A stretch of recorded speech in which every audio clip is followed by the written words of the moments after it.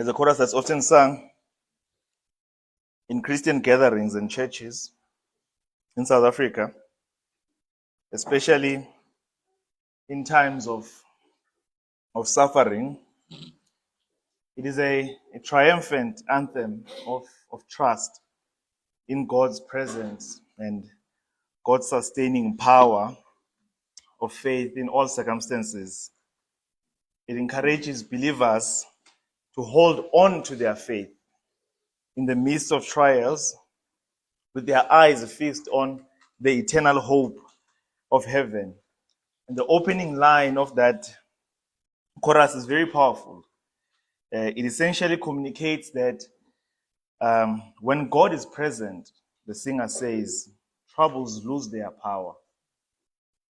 Either because they disappear or because they no longer dominate the heart anymore. Do you know which chorus I'm talking about, Bazalwan? Realize it goes like this: Modi mohalite mata hayo matata yo modi mohalite hayo matata hayo matata hayo modi mohalite hayo matata hayo modi ukholo lwami ngyonyuka nalo ukholo lwami ngyonyuka nalo ilubambe ngesandla ngiyongena nalo ekhaya ukholo lwami ngyonyuka nalo ukholo lwami ngyonyuka nalo ilubambe ngesandla ngiyongena nalo ekhaya noma kunzima noma kuyenyuka kodwa ukholo lwami ngiyongena nalo ekhaya noma kunzima noma kuyenyuka kodwa ukholo lwami ngiyongena nalo ekhaya yo matata hayo matata hayo modimo hayo matata hayo matata hayo matata hayo modimo hayo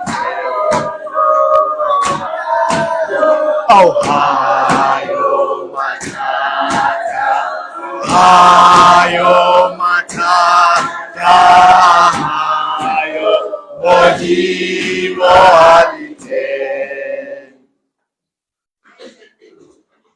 ithi ukholo lwami ndiyonyuka nalo ngilubambe ngesandla. I will never forsake my faith even when there are trials in life. Sanibona bazalwane. Kuyintokozo kumina kuma phambi kwenu namuhla. Even though I will say I did not feel like standing here this week, but I do count it as a privilege to be used by God in this way. We gather here this morning not as just people who believe in God, but as people who desperately need Him. This is not a performance of religion or us escaping reality. We are here to meet the living God. Amen. You've come with a weary heart, a wounded heart, heavy with guilt or anxious or angry. Know that you're in the right place. This is where you belong. You're among those who have seen how fragile this world is up close and who are learning through pain to hope in something deeper, something that is eternal, something that is unshakable. Amen. This morning, Bazalwane was meant to continue our journey through the 10 Commandments. But some weeks, God presses pause on our plans and He presses deeply into our lives. And this past week was one of those moments in the early hours of Wednesday morning, as you've heard, many of you, while our brothers were asleep here, thieves came in, they poisoned our dogs. The guys were tied up and held hostage at gunpoint. And for 2 hours, they could not do anything but watch while thieves ransacked this entire property. Everything of value was taken. But they didn't just take things. They shattered the peace that was in this place. They violated the dignity of these men. And they left behind a wound. And some of these men who were just starting to believe in stability again in life. Now, we spent the past few days cleaning up, making statements, counting losses, writing to different people. But what do we do with the fear? That's the question. What do we do with the sense of exposure? The silent questions. Where was God? Will it happen again? And what do we do now? These are questions that I want us to bring to the Word of God. Not to get easy answers, but to find eternal ones. Listen to the words of Matthew chapter 6 here from verse 19 to verse 21. That will be our passage, but let me read it for now. It says, "Do not lay up for yourselves treasures on earth, where moth and rust destroy, and where thieves break in and they steal. But lay up for yourselves the treasures in heaven, where neither moth nor rust destroys, and where thieves do not break in and steal. For where your treasure is, there your heart will be also." No, Jesus is not giving us advice for how to cope here. He's giving us a reorientation of our heart. He's showing us what's real, what's lasting, and what cannot be touched by violence or decay or theft. And this is a message for all of us who feel the world's brokenness. We can feel it. It is a message of hope. And I'm not talking just about vague hope. It is hope that is rooted in something that is stronger than the locks and the alarms. It's hope that is built on a rock that cannot be shaken. Now, amen. No, but before we go any further, let me open for us in prayer. And let's give some hand. Father in heaven, Yise Nkosi yethu Jesu Kristu. Father, we come to you today, Lord, with hearts bruised by reality, Lord. You have reminded us, Lord, painfully so, that this world is fragile. That thieves break in. That even good things can be lost. Utohlabelelayo ekhothi uJona ekuhluphekeni kwami mina ngiyokhala uSomandla. So Lord, we ask that in this hour you would meet us in our grief.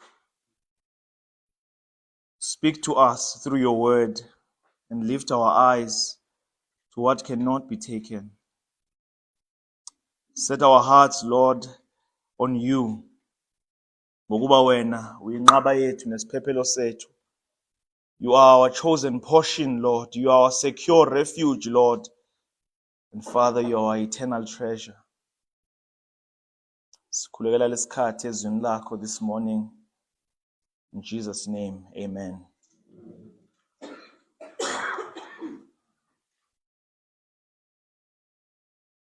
Njengoba ngishilo ngicela sivule amabhayibheli ethu ku-Matthew chapter 6.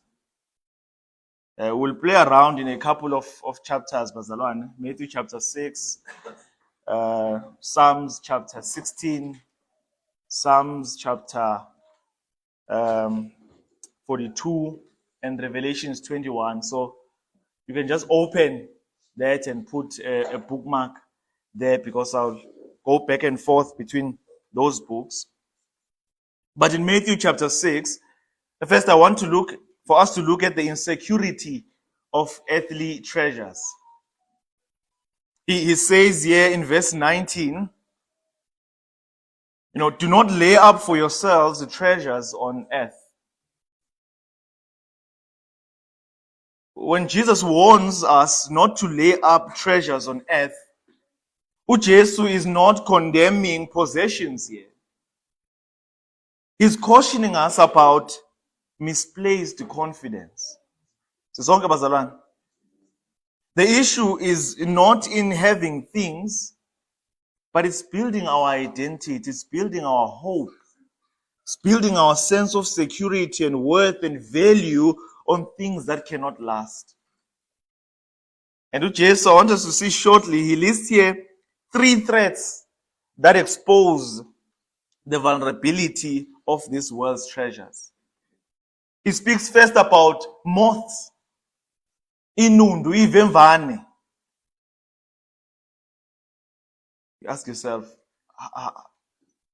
how are moths? You can understand thieves that come in, but moths. But moths here are a symbol of slow, hidden decay. In the ancient world, when Mrs. Rose, fine clothing was not just worn, but it was wealth. Impahla, it was wealth as well. Expensive garments, impahla ezibizayo, were passed down like investments. But moths, those tiny light brown animals,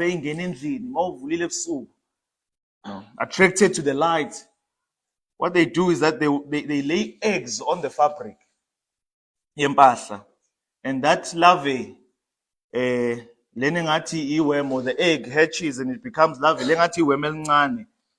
What it does is that it eats through the fibers. It eats wool, it eats wool, silky, uboya, cotton, and what it leaves behind is holes on clothes. It ruins clothes. And this is still, by the way, a reality today. It's not like ngikhuluma ngento ekude. Have you seen that sometimes you can store your nice jersey somewhere kahle? Uthi when winter comes ngizolikhipha ngeligqoke. Mawuthi uyalivula, sakhona imbobo ongayazi ukuthi iqhamukaphi. There's a hole there and you don't know where it developed from. I have a jersey like that I saw this morning. One of the reasons why we keep our clothes in wardrobes is not just to protect them from dust, by the way. It's to protect them from pests like moths, right? And wardrobes, they create that barrier from the environment. Abanye benu would be familiar with Motex marbles. Motex marbles, Marcos? Those small white marbles, kudala zayifakwa kuma-kisti and wardrobes to kill moths and protect clothes. But even then, clothes that go unworn for long stretches can still be quietly destroyed from the inside out.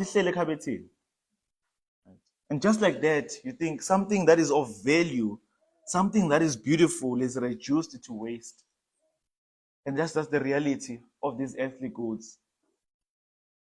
They can decay on their own. Right? Something small as ivemvane, something as small as a moth can destroy something of value. Ngabe ingubo ethe ngo 20,000. uthi uyafika isinembobo. All that value is gone. He lists number 2, rust here, qwala. And Jesus is giving us a picture of corrosion here. And just, the superiority of time over strength. You think of what rust does to a car that is left outside for too long. At first it's just a bit of discoloration in the car because it's a langeni. And you look at that and you think, okay, it's a small stain on this very nice Mercedes C-Class. But eventually, it eats through the metal itself. And the door that once opened smoothly, Utevula is making sound now, it's jamming. Right? The frame begins to rot. You see the structure, it begins to weaken. And what was once strong, what was once reliable, what was once an expensive German machine, it eventually falls apart. Rust does not arrive like a thief. It sneaks in like parasite and waits. And this is what happens when we trust even in the seemingly strong and solid things of this world. Jesus is telling us they wear out. They break down. They fade. The things we think will last a lifetime, they will crumble. And thirdly, he gives us a picture of thieves here. A picture here of sudden loss. Unlike moth or rust, which destroys quietly over time, the thieves snatch without warning. What you had yesterday can be gone by morning. And this week, we did not need a parable to imagine that. We lived it. No. These words have hit home in a way that I wish they wouldn't. Or they hadn't. We saw firsthand what Jesus meant here. Computers, tools, cameras, phones, solar batteries, sound equipment, all of it was gone in moments. They took amateki. They even fought over these things. They took even ayin. They even stole Tabani's prescription glasses.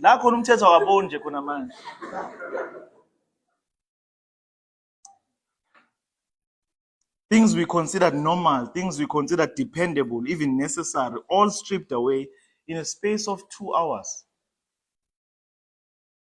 And the pain was not just theft.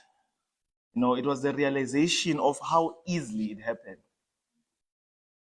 How quickly what seemed secure was exposed.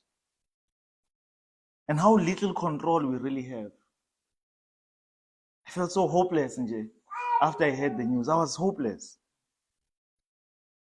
And we're not the only ones grieving. South Africa has been shaken by the brutal murder of a girl named Olerato Mongale. She's a 30-year-old postgraduate of a university nearby. She was a former radio presenter and English teacher. She left home last Saturday for a simple date. She was going out with this man she had met. And hours later, her body was found dumped in a place nearby. A young woman full of promise, and her life was cut short in an instant like that. A family was left shattered.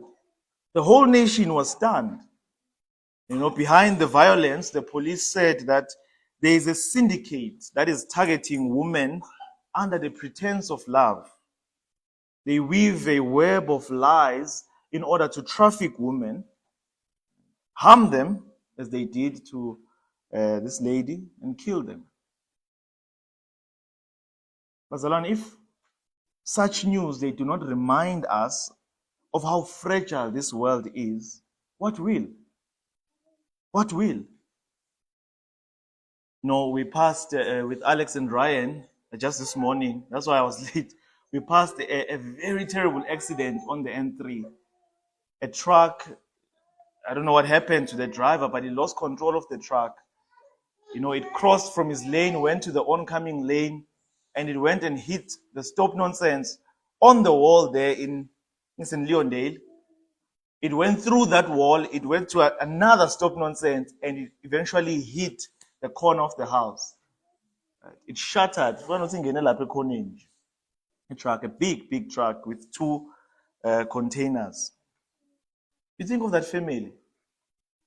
You have your nice house, you have your walls, it's nice, it's secure, right? It's a simple Sunday morning. It's a normal Sunday morning. And now sevele wangena truck. Just like that. Just like that. Lento ukuthi usu accumulateile empilweni. Now you have to start afresh. But if such things do not remind us of how fragile this world is, what will? Whether it's an armed, violent robbery at church or the death of a woman who simply wanted companionship, she simply wanted a romantic partner in life. No, we are face to face with this truth, that this world is fragile and broken. No, you look all around. This is the truth we are faced with. This world is broken. Oh, amen. Safety is fleeting. Tomorrow is not guaranteed.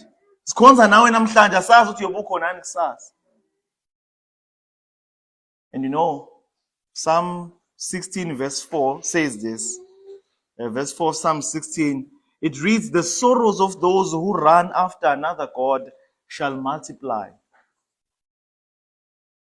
And here's the thing. It's not only the thieves that rob us. Sometimes our own hearts can do that.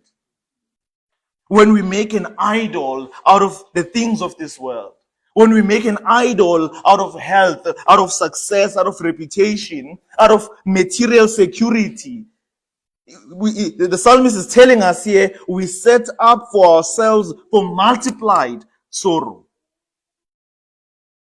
We set up ourselves for multiplied sorrow. These gods, they promise joy, they promise protection. But when life begins to fall apart, they are nowhere to be found. You can sit comfortably there and thinking, I have my own electric fence, I have dogs, I have this nice wall, high wall. You think, I'm secure. And a truck just enters like that. And all of it is gone. It says, if you make gods out of these things, you'll multiply your own sorrows when they fail you. Money cannot comfort your soul at midnight. Status won't stand beside you in a time of grief. Even good things like family, education, physical strength can become hollow when tragedy strikes. And this does not mean that we should not value or steward these earthly blessings. It means we should not worship them. We should not rest the weight of our joy. We should not rest the weight of our security on something that a moth can eat, a thief can steal, or a sickness can touch. Amen. We live in a country where security is constantly being reinforced. We have burglar bars. We have impempe, zovimba. We have dogs, we have alarm systems, we have high walls, we have neighborhood patrols, people patrolling us at night. It's like we're in prison in our own homes. You think about it. And who are busy patrolling you. It's like we're in prison in our very homes. And yet crime still happens. With all of that, pain still finds us. Our real problem is not that we don't have enough protection. It's that we often place too much hope in what ultimately cannot protect us. Amen. The tighter you grip this world, the harder it hurts when it breaks. Which Jesus in this verse is inviting us to hold earthly things loosely. Uthi ungayibambi kanje. Hold this thing loosely. Treasure something more enduring. Because lokhu ngakulahlekela at any time. Kungahamba at any time. Lento ingawe iphuke. Noma ngayinakela kanjani, ingahamba. Ulinda nje on Monday, one of the guys there, he was robbed at gunpoint. Just on Monday, before this thing happened, on Wednesday morning. At gunpoint, they pointed him with a gun, they took his money, they took his phone. Jesus is calling us to treasure something more enduring. He's not trying to deprive us, he's trying to free us in these verses. He wants our hearts to be anchored in something that cannot be lost.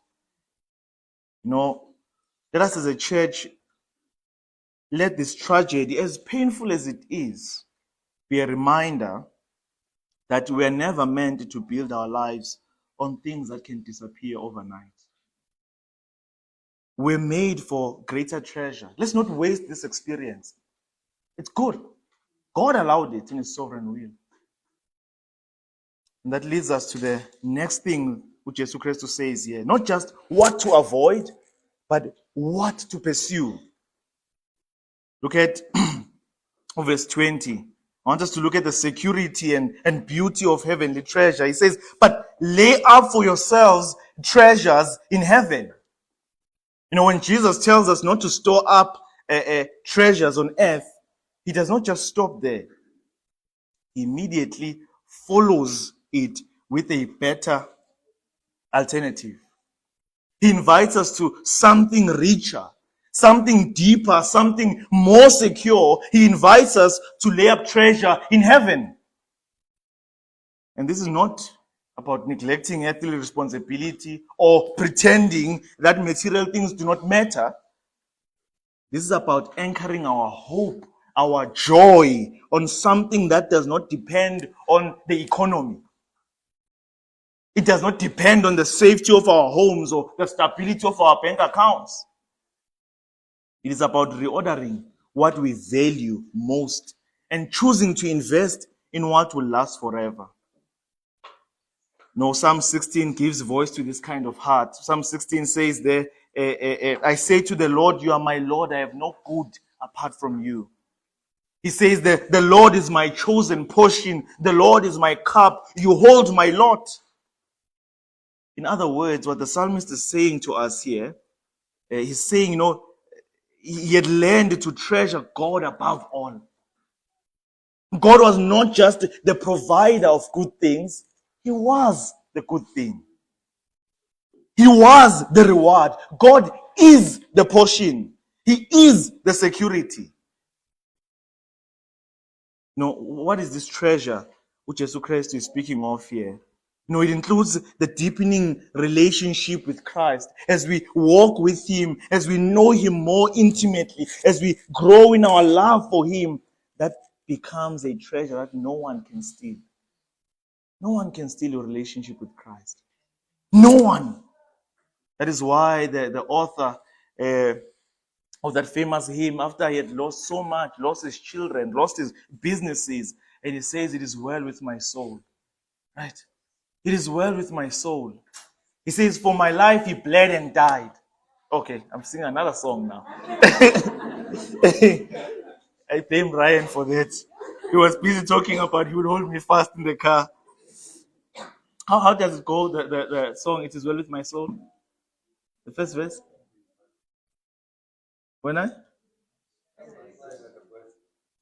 The first line.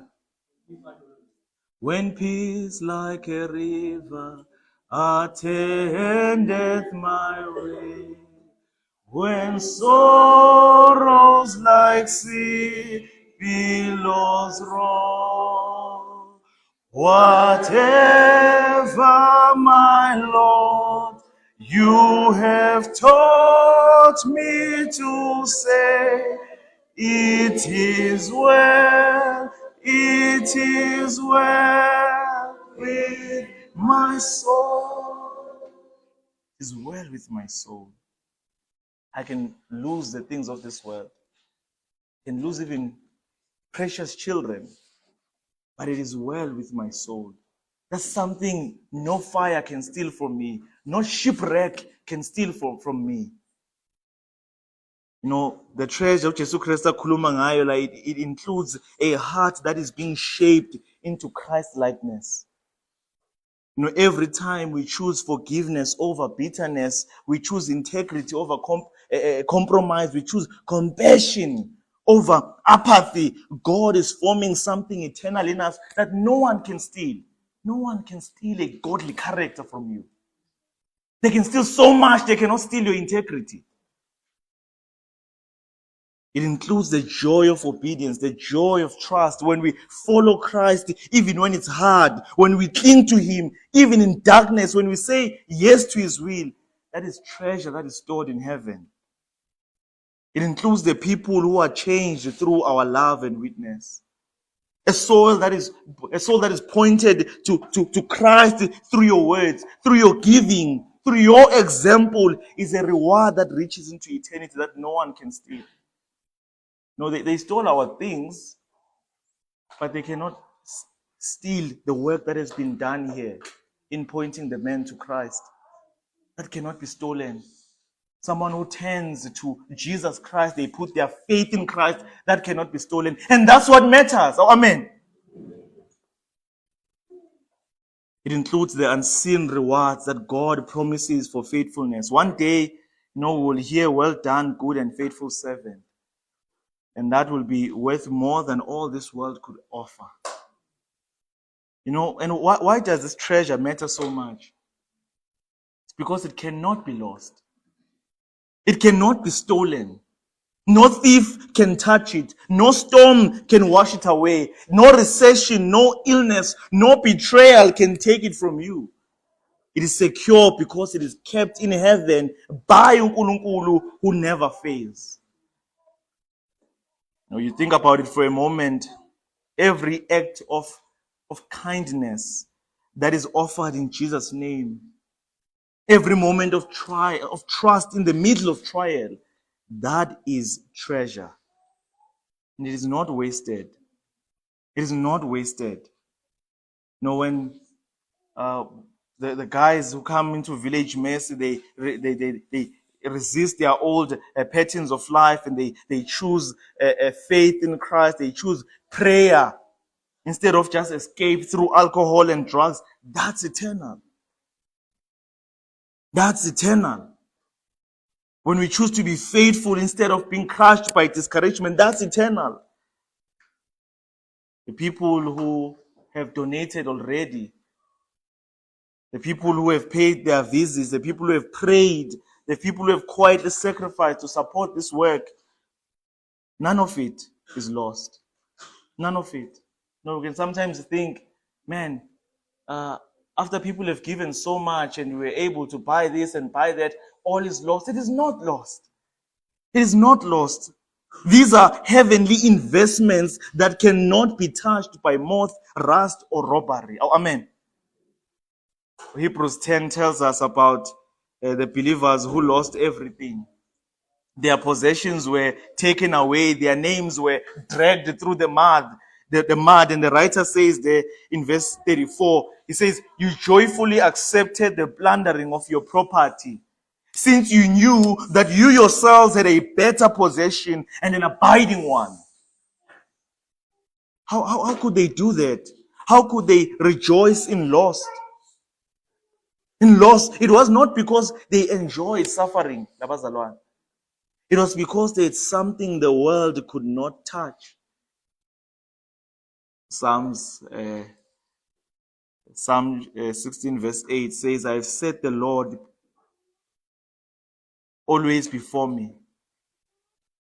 Because He is at my right hand, I shall not be shaken." And that's what happens when uNkulunkulu is your treasure. Even when robbers enter, even when the world trembles, even when your heart feels fragile, you are not shaken because your life is built on something that is solid. And when we anchor our hearts in this kind of treasure, it begins to change the way we see everything. We become less attached to lezinto ezidlulayo, to what is fading, and we become more alive to what is eternal. But this also exposes something deeper in us. And uJesu does not want to redirect our investments in this life. He wants to reveal what is truly ruling our hearts. And that's exactly where he takes us next. Look at verse 21 of Matthew.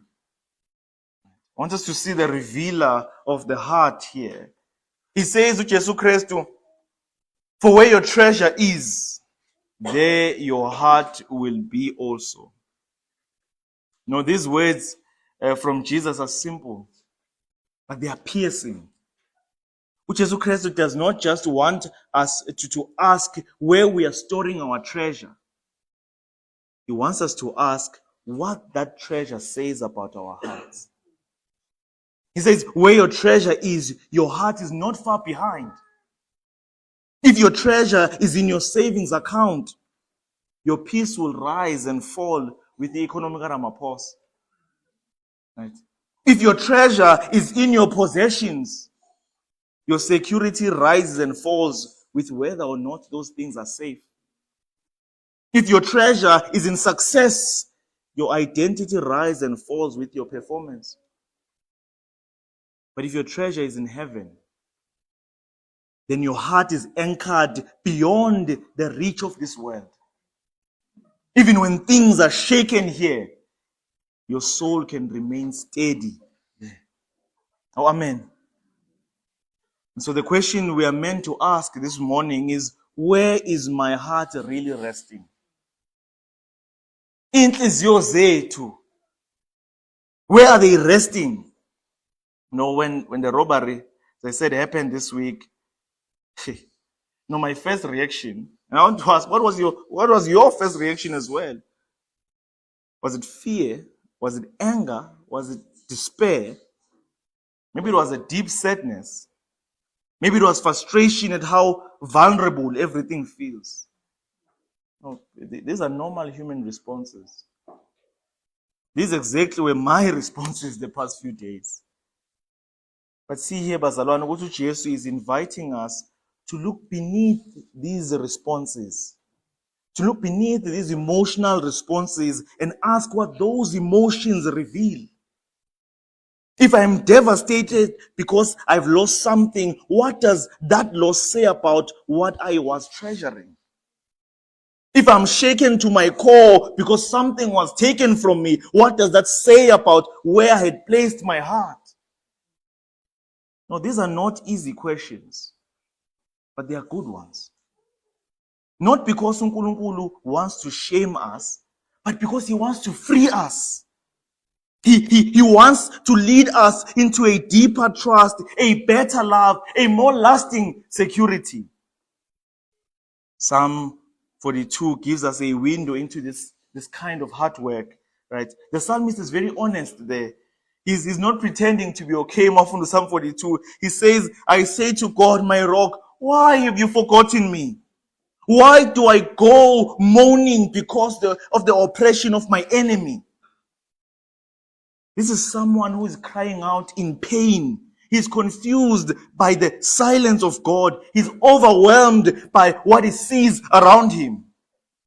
And yet, interestingly, even in the confusion, he speaks the truth to his own soul.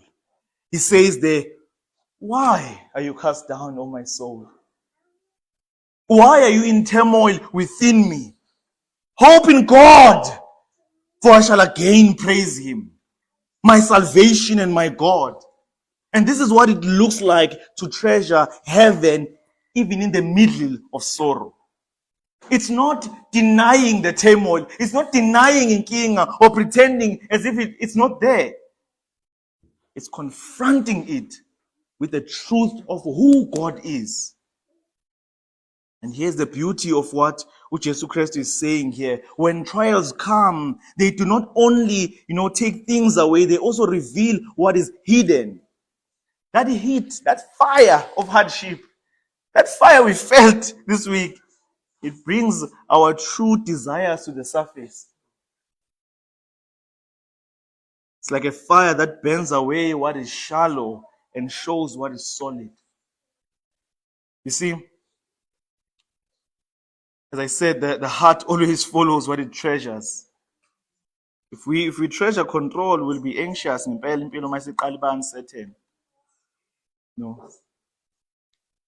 If we treasure comfort, our own comforts, lomhlaba, we'll be angry when hardship comes. But if we treasure Christ, we will grieve, but we will not collapse. We will be hard pressed on every side, Gwasho Paul, yet we will not be crushed. We will be struck down, but we will not be destroyed. Oh, amen. Because even if everything else is taken, we still have Him. This is what the writer of Psalms 42 held on to. He did not feel strong. He felt forgotten, but he kept preaching to his own soul. He reminded himself, indaba yami ayipheleli lapha. No, the story is not over, and that his hope was not in the present pain, but in the God who sees and saves. And the same is true for us. Even in the darkness, we can set the Lord always before us. Even in the loss, we can say, I will again praise Him. Oh, amen. Even in the face of trauma, from losing everything, Tabani, we can still say, Unamanga Satan. I will again praise this Jesus who allowed this thing to happen in His inscrutable sovereign will. Oh, amen. We can still say, I will praise lo Nkulunkulu. I will come to church on Sunday. Ngimdumise lo Nkulunkulu. We can say that. I will again praise Him in the face of loss. Ngithi kanti uJesu unami njalo noma ngihamba endleleni enzima.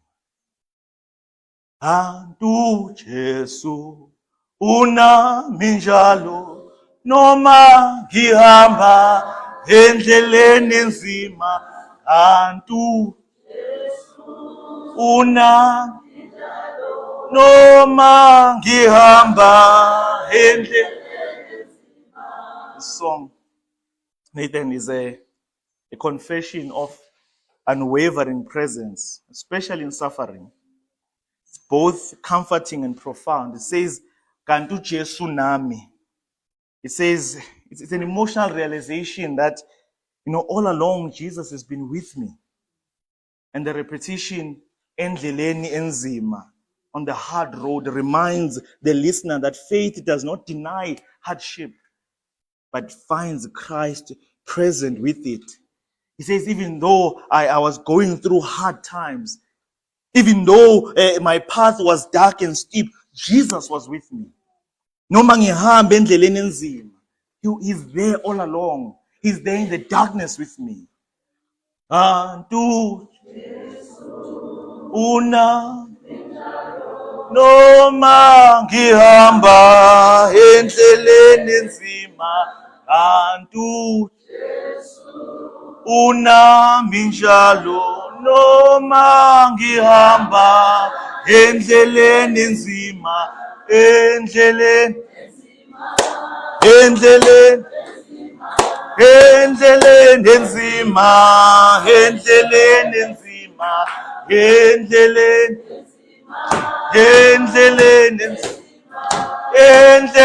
enzima, endleleni enzima. Anti una tampona aoti tamaya tilenge tata. Anti una haki tamaya tilenge tata. Tilenge tata. Tilenge tata. When your heart is weary, the hymn even tells us that is not the time for us to run from God. This is the time to speak iqiniso to our own soul, the truth to our own soul. This is the time to lean into God, to trust Him deeper, to lift our eyes to Him.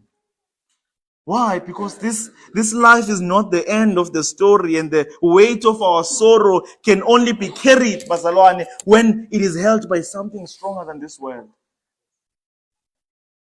No, which leads me to my next point, into Jesu afuna siyibone. No, Jesus Christ does not only reveal our hearts in the present, he gives us a vision for the future.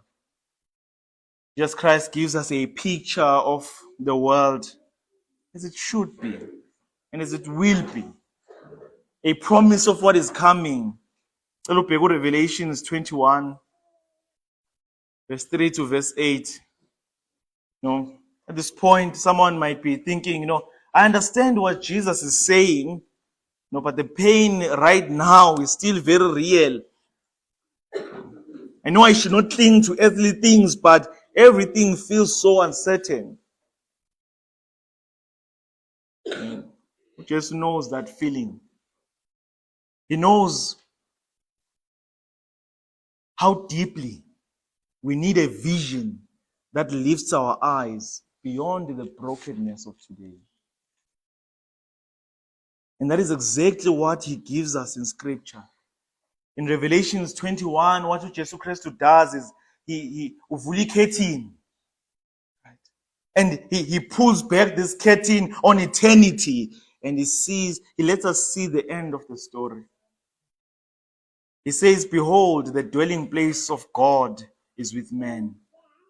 He will dwell with them, and they will be his people, and God himself will be with them as their God. He will wipe away every tear from their eyes, and death shall be no more. Neither shall they be mourning, nor crying, nor pain. The former things have passed away. No, these are not just poetic words for funerals. They are solid promises for those who are still living. God is saying there's coming a day when all of this will be reversed. When the broken world we now experience, he says, this is not the final world.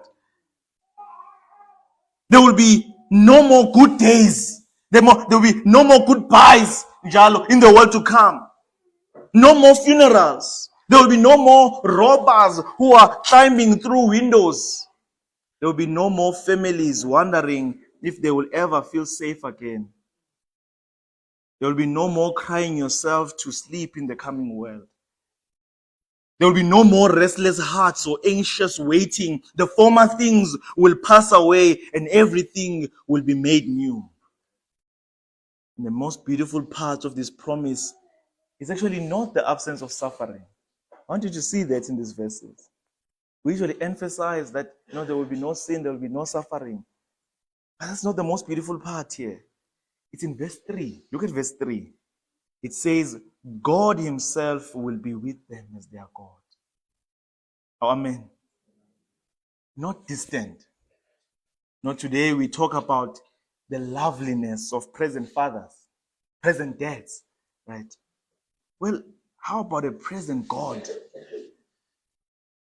A God who's not far away. No, you don't need signs. It's not symbols that we need.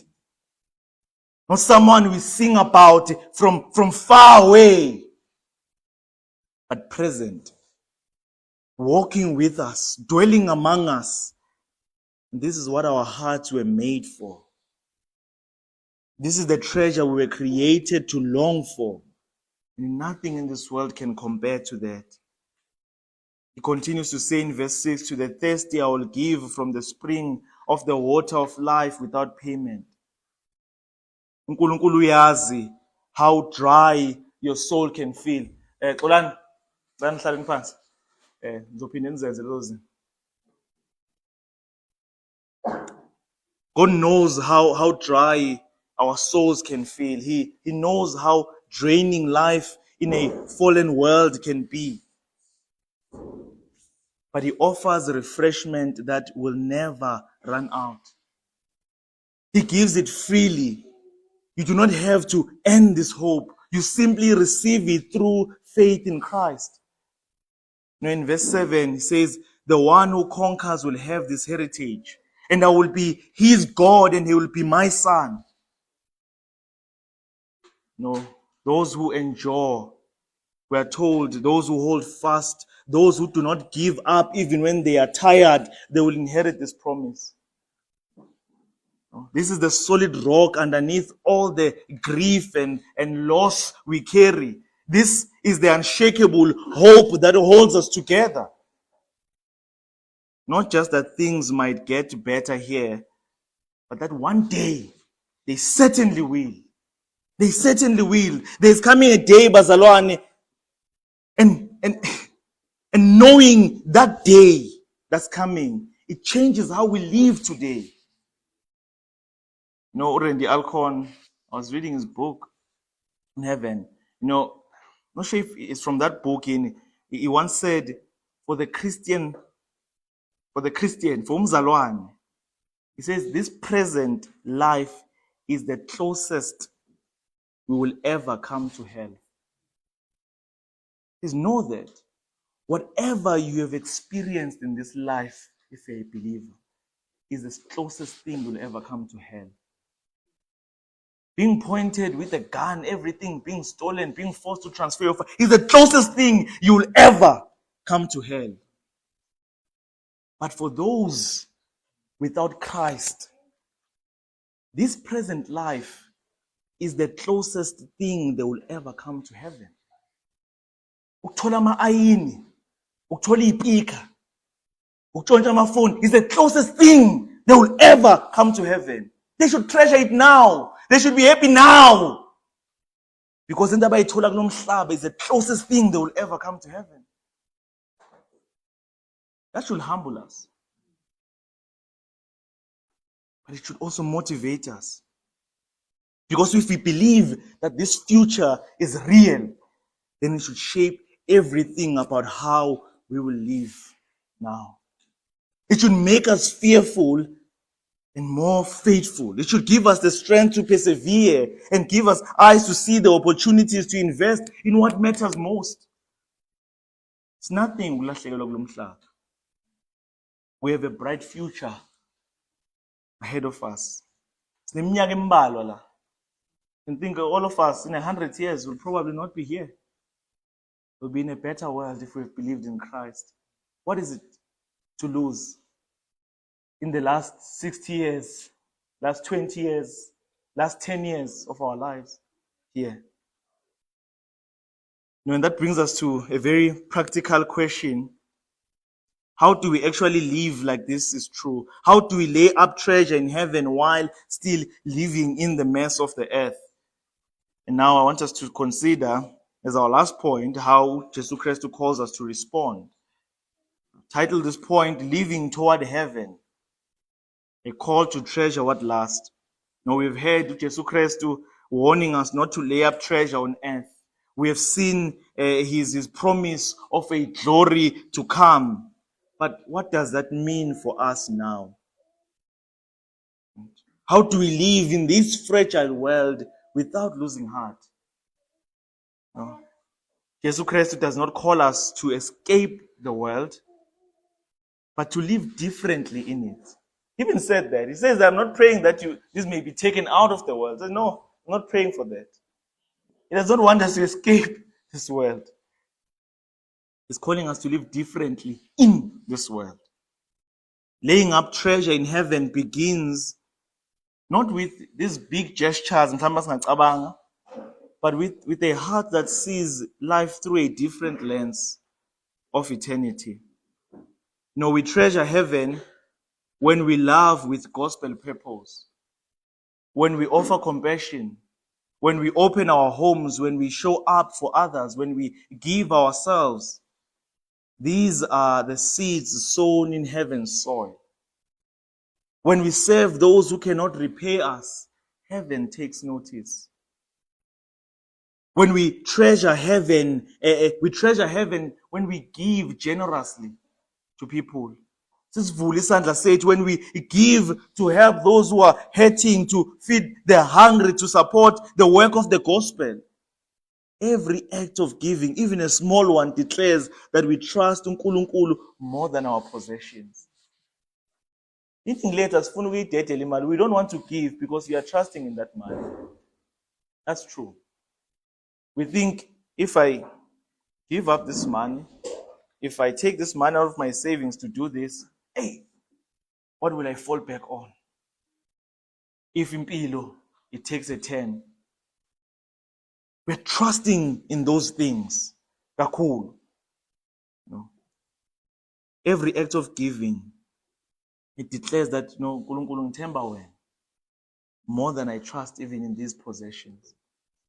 When we treasure heaven, when we worship through pain, when we lift our hands while even our hearts are heavy, when we sing hope while carrying sorrow in our hearts, those moments, they matter to uNkulunkulu. When we bring our hard questions to God, we treasure heaven when we endure with faith, when we keep going even when things do not make sense, when we choose to trust over bitterness. That's the kind of perseverance that builds on something eternal. We treasure heaven when we speak of Christ, when we share the gospel we have, when we invite others to the one who saves. Our souls are the greatest treasure. And every gospel conversation we have with someone, ongamazi Jesu Christ, is a deposit in heaven. Every time we point them to Christ, we're laying up treasure for ourselves in heaven. No. But we do not do this to earn salvation. We do it because of grace. Jesus Christ, the true treasure of heaven, we're told in Scripture, He came to us. He gave up everything to make us His. He died for our sins. He rose to give us life. And now He's inviting us to follow Him. Not just to heaven someday, but with our hearts today. Psalm 16, it says, you make known to me the path of life. In your presence, there is fullness of joy. At your right hand are treasures forevermore. And that is the promise. That is the treasure. That is our hope. So we do not live for what can be stolen. Bazalwane. We live for what cannot be lost. We set our hearts on what is eternal.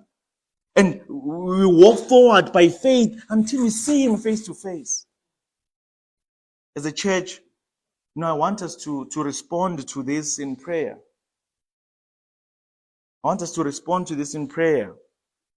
In just a moment, what I want us to do, I know it'll be chaotic, but I want us to do it anyways. Right? I want us to break in groups of 4 and 5, right? Of 4 or 5 people. And I want us to just bring our hearts to uNkulunkulu. Others can stay in, others can go outside to pray. But I want us to pray. I want us to pray. Let us pray for those who are hurting, for various circumstances in their lives. Let's pray for justice. Let's pray for protection. Shamir, let's pray for those guys who pointed you guys with guns and stole from us, that they might be convicted of their sin and come to a saving knowledge of the Lord Jesus Christ. That justice might be done, but at the cross. At the cross.